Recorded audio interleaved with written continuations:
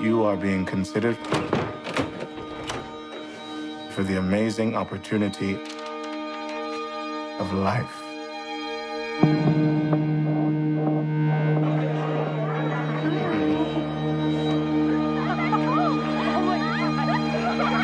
If you are selected, you will have the chance to be born in a fruitful environment where you can grow, develop, and accomplish. Am I dead? I wouldn't say you're alive or dead. Are you the boss? I would say a cog in the wheel. How long is this process? If you make it until the end, 9 days.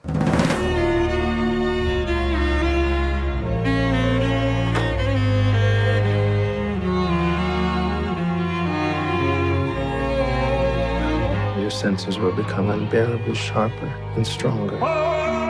It's your new beginning. You'll never remember me or anything else that happened in this place, but you will still be you.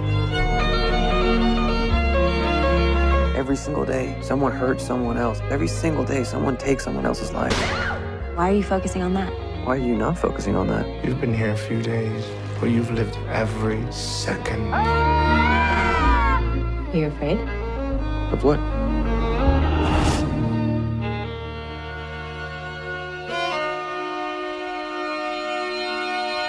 9 days. 9 days.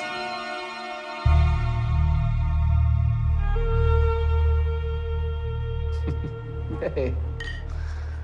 Oh, that's nice. Tell us that. How are you? I'm good. How are you doing? I like the Woodstock t-shirt. Yeah, trying to, fit into the local vibe here. Nothing does better than wearing a T-shirt of where you're from because, all locals always wear T-shirts. In New York, I wear t-shirts that say New York City all the time. Well, it reminds me like how huge a campaign I Love New York was back when we were kids. That's true. That was big. Well, my wife and I are up here in Truro, Massachusetts, which is where I was the last time I talked to you a year ago in August. You really need to get out more. I know. Oh. Since that time in August, I did finally return to New York in October. And I was there until December last year. And then I was in Los Angeles for pretty much the next 6 months. Where were you? Well, I was staying in the Hollywood area with my wife. She was on a movie with David O. Russell that she was designing, one that had been originally going to be up in Boston at the beginning of last year, but got delayed by COVID, and it got delayed 9 months, but it also ended up in a different city. Yes. Thank you. Segment of our conversation will be about 9 days.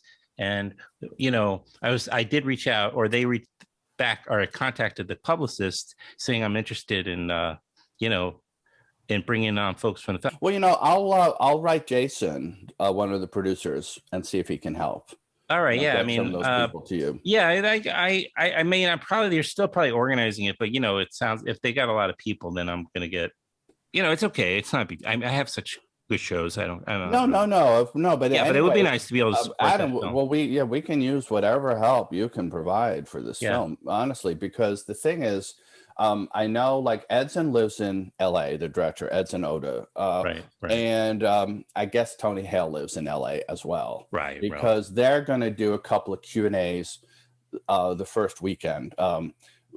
I guess depending on when you put this on the air, we can let people know that the film opens in New York City and Los Angeles on July 30th, which is 9 days from today.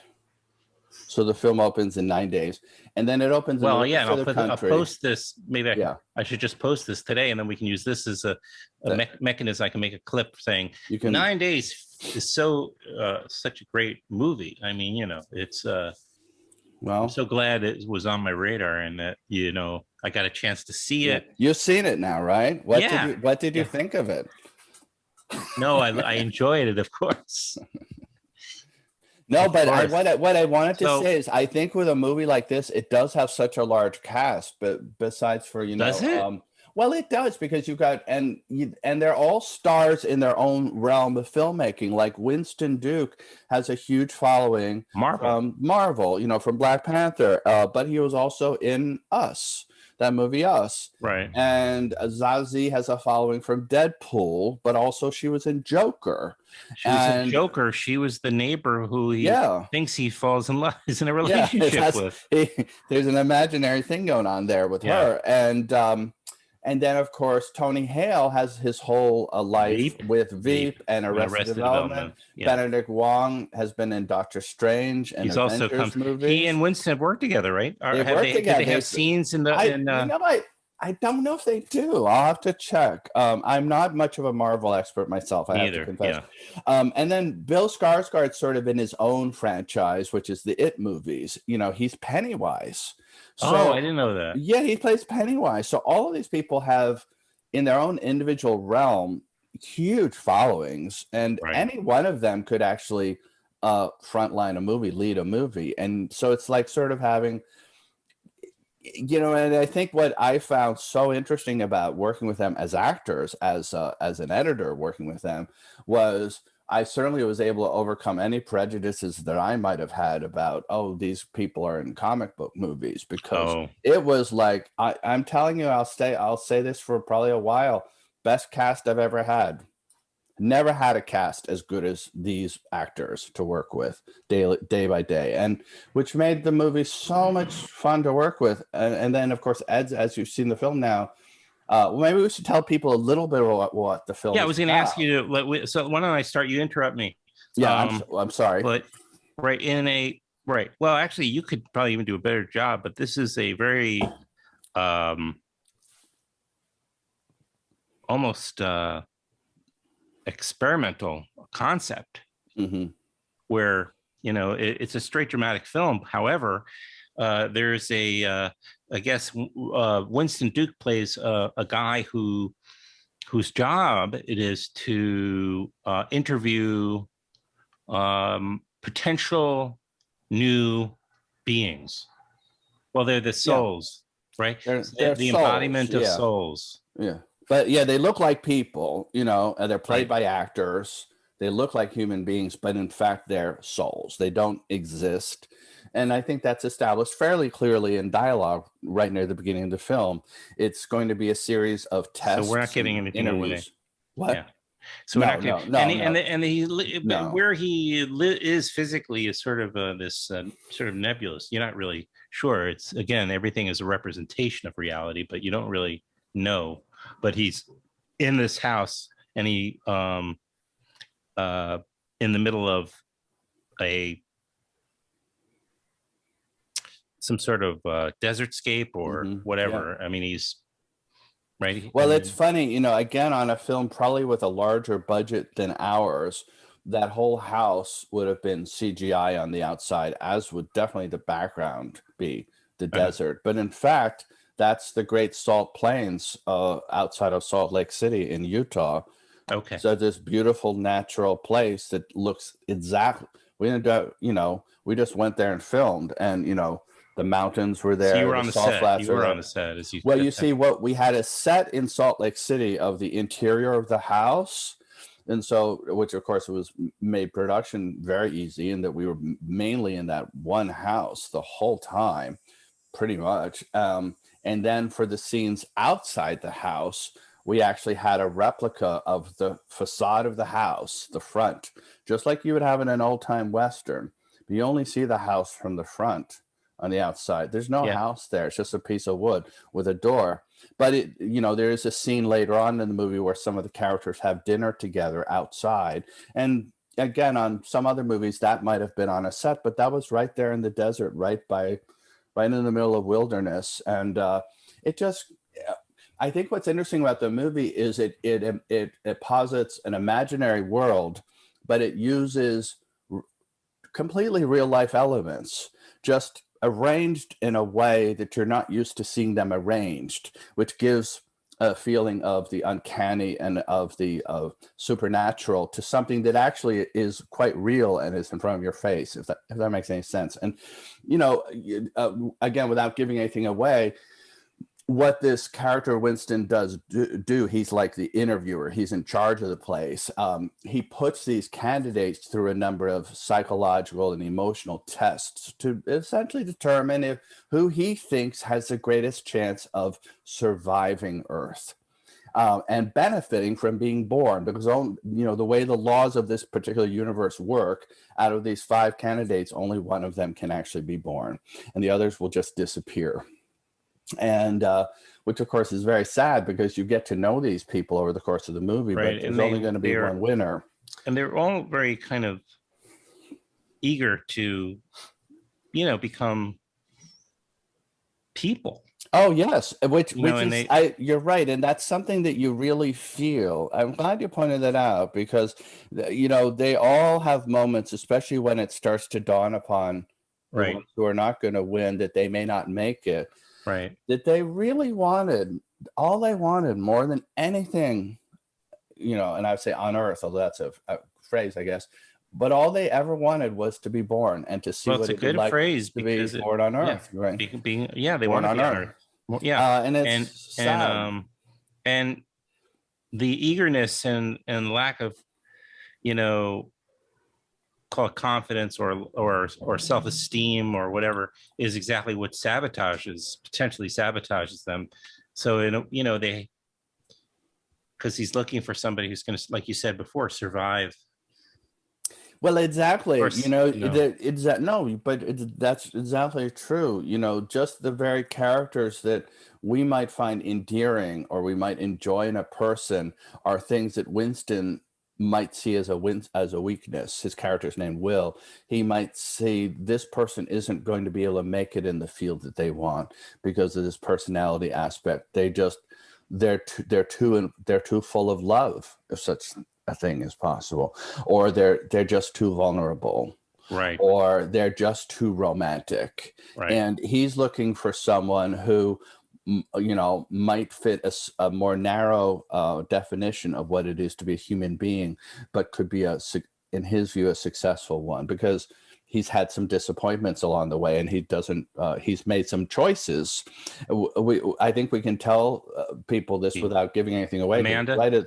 Well, a little bit about Amanda, but the main idea, Amanda's one of the people he's watching. He has 30 old-fashioned, what we call nowadays, I guess, cathode ray televisions. You know, the TVs we all used to watch, but until we all replaced them with flat screens 20 years ago. But it's, you know, old-fashioned TVs from the 70s and 80s and 90s, color TVs in a grid.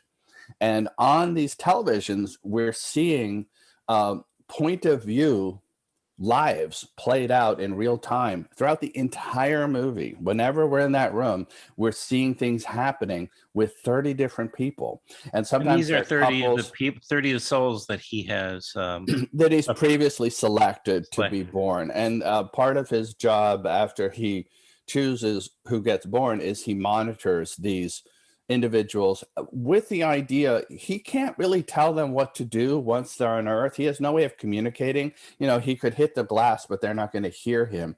But what he can do is he can continue to evolve himself, and he can learn what makes some of these individuals successful and what doesn't.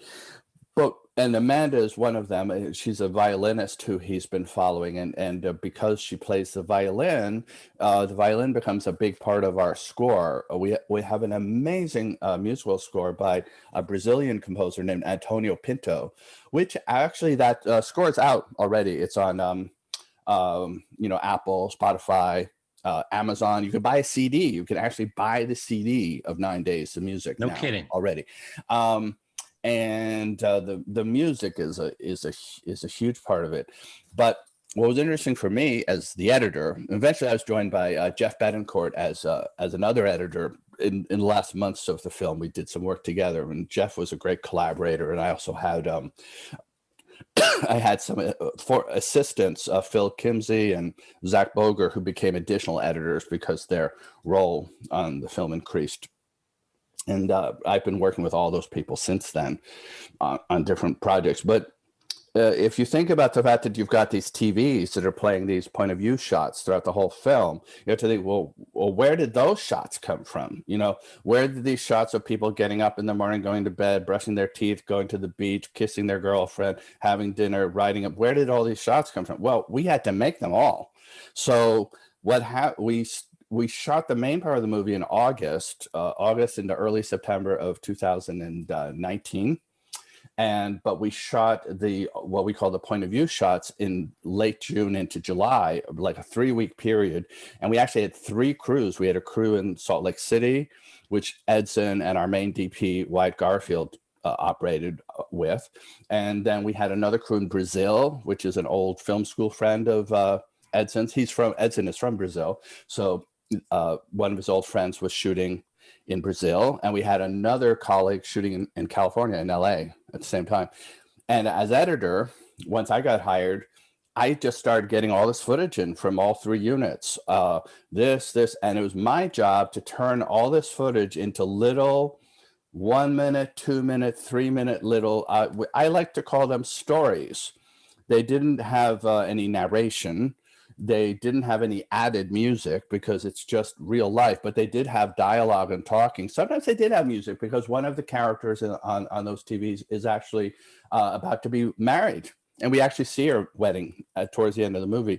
And when you first see her, she's taking dance lessons. So you hear she's learning how to dance. So it's all these little stories that Edson had invented in his head. And then there were, of course, some more abstract ones like just brushing teeth. And we were all invited to suggest ideas for these TVs. I managed to film a Spooky, our cat, chasing a little green dot on our green sofa. And Spooky made it into the movie. I made sure of that. And but that's how that became part of the whole production of the film, because Jason Berman and some of the other producers felt if we could play the TVs live as much as possible, it would give our actors, Winston and David Reisdahl, I didn't mention, who is actually Zazie's boyfriend in real life, and all the characters, Benedict Wong, a chance to actually interact with the televisions in real time, rather than just facing green screens like you would often have in a Marvel movie or something. But for them to interact with the TVs, we would have to shoot this footage, and then we would have to essentially finish. We call it locking in editing. I would have to lock these stories with Edson before we could even put them on the TVs. So at that point, that's when I went to Salt Lake City. In fact, when I saw you 2 years ago, when I was editing some of these stories upstairs at Goldcrest, and you came and visited me in the lobby, I think I told you at the time that I was in the middle of editing a frustrating scene. It didn't feel like it was going well for me. And I also knew I was going to Salt Lake City on Monday, so I was feeling a little pressure there. But we had a good talk anyway. I tried to sort of, sometimes when you've got a problem in the back of your head, it's hard to make that problem go away and just say, okay, I'm just going to relax for an hour and talk to Adam, and then I'll go upstairs and work on that tennis. Compartmentalize. And the funny thing is, that scene I was worried about that night 2 years ago, it worked out fine in the end. I was just stressing over like nothing, but I have to say the experience of working on this movie was just joyous and wonderful every single day, and not only during production, because of the nature of these televisions, I ended up being in Salt Lake City the whole summer. So they would be filming just 50 feet from my little edit room, which was just a little office in the corner with my laptop and a hard drive. That's what it was basically. And I had Zach came out to work with me, and Philip Kimsey came out, and it was really exciting. I mean, I tried to keep my hours the same as them. They often would work for logistical reasons from 6 at night till 6 in the morning. So I would try to do the same thing. So, if Edson would have a question for me about a scene, or I had a question for him, we could talk to each other at 3 in the morning. Mm-hmm. I could walk over to the set. I even remember one walking over the set in the middle of the night, and they'd just done a wide shot conversation between the Winston Duke character and Benedict Wong, plays a character named Keo. It was a beautiful, moody wide shot that went on for about 3 minutes, and Edson had planned to shoot close-ups of both of them, which certainly would have helped us in the editing later on. And normally you would, even as an editor, I would advocate for that. But the shot was so beautiful and it seemed so well performed. And I think I came in and they were already doing like take 7 or something. And I think I said to Edson, that in my opinion, I think this is going to be better just like this.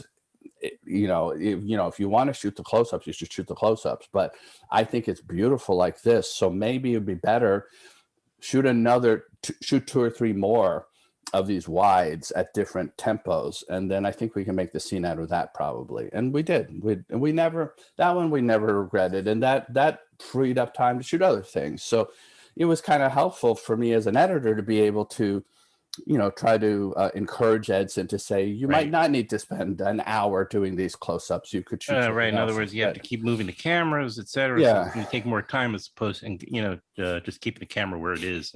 Right, but. And then, we finished the film. What was great was that Antonio, who had been in Brazil during much of the music composition and process, and of course, he had to record some pieces in advance for us too, because there's live playback of music in the film. But he eventually came up to New York, to Goldcrest, and had an edit room opposite us. At one point, we had this large edit room with about 9 of us in there. We had 2 additional assistants who were just putting in images on TVs, the ones we hadn't found so far. It was an amazing experience. And then a month later, we were at Sundance, and it was a great Sundance. There were some phenomenal films there that year. Minari was there, which my friend Harry Yoon cut, and this film Worth by Sarah Colangelo, which I believe will come out this fall, was there. That Eliza Hittman film was there that year. I always get it wrong a little bit. Never, sometimes. Always, never. I can't. If I remember what the first word is, I can do it. That was a like that was a great film. I don't know. I always feel I sound so unknowledgeable on these programs with yours. No, not at all. No, quite the opposite. Quite the opposite. We should mention, Winston Duke's character Will goes through this kind of existential crisis in a sense during this story, because he, something that he feels a special. I don't know. Maybe you can just call it a connection of some sort with Amanda, who he had already selected, and who has been living, and he's been viewing her through her POV, where, as you said, it like their POV. So all the people that are on Earth and born, then when he tracks them on these TVs, and something happens to her, which sort of throws him into a bit of a crisis mode. And then you sort of wonder, well, Will, what's his story? Why is he an interviewer? Where did he go to Earth? And why didn't he go to Earth? And then, in Benedict Wong's character, you learn was a soul and was supposed to have gone, was supposed to be, after not being selected there, they disappear, right? I mean, they just sort of. Yeah, it's interesting about Benny. But he just doesn't. He sort of sticks around. He just stuck around, and it's funny. The film really doesn't explain that, does it? Because it is made clear at a certain point, early in the film, without giving anything away, that Winston's character had lived once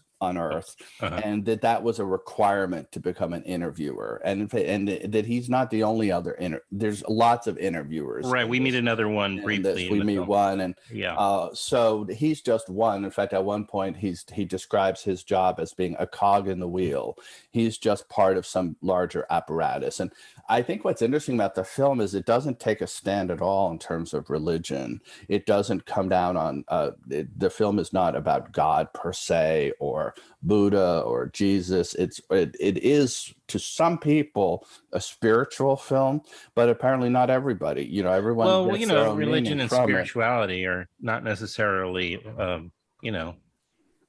They can be mutually exclusive. Spirituality and religion, I mean, that's of course we know that one can be. This is like another explanation for how, souls, which we think of as a religious sort of concept, but in a way we've learned that souls and soulfulness is a separate thing from religion. Religion isn't, doesn't necessarily, you don't have to be religious to be spiritual. No, that's true. And that's what true. The film explores kind it of, does. through they're saying that it's, I think religion is a construct made to explain spirituality, perhaps. I don't know, but it's, it's a man-made construct. Right. So, and I guess that's definitely true. But I think you're right that the film seems to have a plot, which is Winston's putting these 5 candidates through a series of tests to determine who should get born. But in terms of narrative momentum or emotional momentum, it's really all Will and Winston Duke, this existential crisis of this person who is on the exterior quite cold and commanding, and he speaks with a very authoritative voice. He seems to be very much in control of the situation, but as the movie goes on, you see that he's inside privately unraveling. Yeah. And the movie is largely about how he deals with that, and how Keo, who is his best friend in this universe. And you do mention that's true about the Benny Wong character that even I hadn't thought about. And there's things, even when I read the script, I never asked these questions. It's true. The souls you meet, we're told they're all going to disappear. Yeah, either after 9 days have passed, or even in some cases sooner. But you're right. Benny is this weird intermediate character where he's not allowed to be an interviewer because he never lived on Earth, but somehow he managed to survive the disappearance process. Funny thing is, people get nominated for things for all kinds of reasons, and a lot of the work I do is a little more naturalistic than some of the bigger Hollywood things, but this is a film which actually is not naturalistic at all, and in fact has a lot of editing, because on any frame you see, you're not just seeing the edit of that scene, editing between Winston and Zazie and Benny Wong, but you're also seeing those 30 images in the background, which I had edited a month earlier, and which I'd helped organize where they're going to go. And then meta editing. Yeah. What? Meta editing. And there's another aspect of the film which I think we can tell people about without giving anything away. We've mentioned that if a soul doesn't make it, they disappear. Right. But because Winston really does have this warm heart, he likes to give someone a parting gift. One of those non-selected folks. And he says, "I'm sorry, you're not selected. You're not going to go to Earth." And, very often there's tears involved, and it's like, "I'm sorry, but I can't select you. But I'm going to give you this piece of yellow paper, and I would like you to write on the paper something you've seen on those monitors which has inspired you in the last few days, an experience you would have liked to have had on Earth had you gone to Earth," which of course is an awfully bittersweet thing. Like, well, I'd like to ride a bicycle through a forest, or I'd like to go to a beach, knowing that this person is never really going to get to go to a beach or ride a bicycle. They're not going to get to live. And then what he does with Keo is he creates a beautiful fantasy for these people where they believe they really are on a beach or on a bicycle, and he uses it with video projections. So of course these were other things that had to get filmed by our units and cut together by me and my assistants. Yeah. And in some cases having like 4 panels playing at the same time. So it's like a split screen with 4 images, except they're playing on movie projectors, which are being moved around in space. And it's like, there are certain things on a technological level that we did, because remember, there are visual effects in the film, but most of these are not visual effects. This is happening in camera, as they say. I still don't really know how we pulled it off. I do know that near the end of the process, we knew we were going to need a lot of extra shots of televisions and hands pressing VCRs, because VCRs are a big part of them, a lot of old school technology. And I just knew as an editor, I'm going to need times where I'm going to need that finger pressing the go button or the eject button or the remote control, because there's also a projection room where he watches scenes. So we're just going to need a lot of details. And the producers were kind enough to let me work with one of the other cinematographers in the television room all night long. I think we had 2 nights of this where we just stayed up all night and just filmed every single TV in as many ways as we could. 3 TVs together, 4 TVs, 5 TVs, single TVs, just knowing that at any time, this is something we could go to in the film. Or we would have Bill Skarsgård in the movie writing something down, and then we'd go to he's watching the TVs, and we needed to have his point of view. And maybe we hadn't managed to get his shot of the TVs, what he was seeing on the day we shot him. So we got it then. So it was a lot of fun. I mean, I was more embedded with production than I usually am, right? As an editor. Yeah, interesting. You know, it was the roles kind of overlapped a lot more than they. I didn't get any credit like something like second unit director or anything like that, but I guess that's what I was doing a little bit of, along with maybe Crazy. That's your next. Maybe I don't know. Who knows? I love what I do, but we also had this great guy, Kwesi Kalizin, who was our post-production supervisor, and he was super helpful along with me in organizing all these additional shoots. And we got to the point where when we were finishing the movie in December, we realized there were only a couple of shots we could use for the film that we didn't have. And it was just a couple of inserts of Winston's hand writing some names on paper for the beginning of the movie. We thought we could use a few more names written down. So we arranged to have that shot. That's the only thing we did. That's the only thing we've realized we could use. And it's nice to get to the end of a movie and realize that you actually have everything you need for the film. And that and to work with like a really passionate team of collaborators, like I mentioned, Jeff Betancourt, who came in to edit alongside me, and Edson, of course, and all of our producers, Matt Marie, Laura, Jason, a number of executive producers, all kinds of. It was a phenomenal team. Well, one of my happiest experiences. Yeah, people will see it. It'll be available. It'll be in theaters on the 30th of July.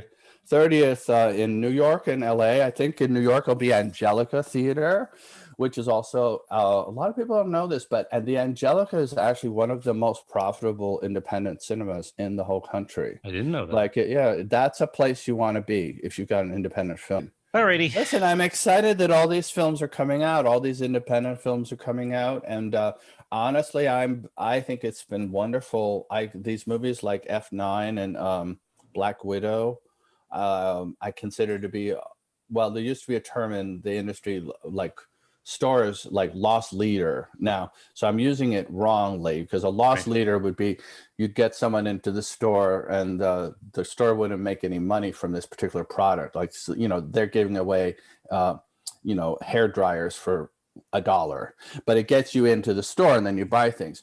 So these franchise movies they're actually kind of the opposite. You know, everyone wants to see them. They're making millions and millions of dollars, and people are going back to movie theaters. Right. And that's what's important to me. Yeah. So I'm hopeful that as people get used to seeing a big movie like that in a movie theater, they'll also see something like Josh's movie in a movie theater, or For 9 Days, or The Evening Hour, and they've been seeing Heidi's movie. I carry it with me all over the country for over a month already. And we're the same distributor as Heidi, Sony Pictures Classics, which is great distributor for us, wonderful people. And we're very lucky to have them. And if I don't know when your show goes out, Adam, but if it goes out by next weekend, Edson Oda and Tony Hale are going to be doing live in-person Q&As in Los Angeles at the Landmark. Very good. And I don't know if there's anything special planned for New York yet, but I'll be around the Angelica myself. Hanging out. I'll be hanging out. So I'll see you soon. Okay. In person, and thank you for the time. Yeah, you gave me a very generous time allotment today. Well, anytime, all the time. I'll see you soon.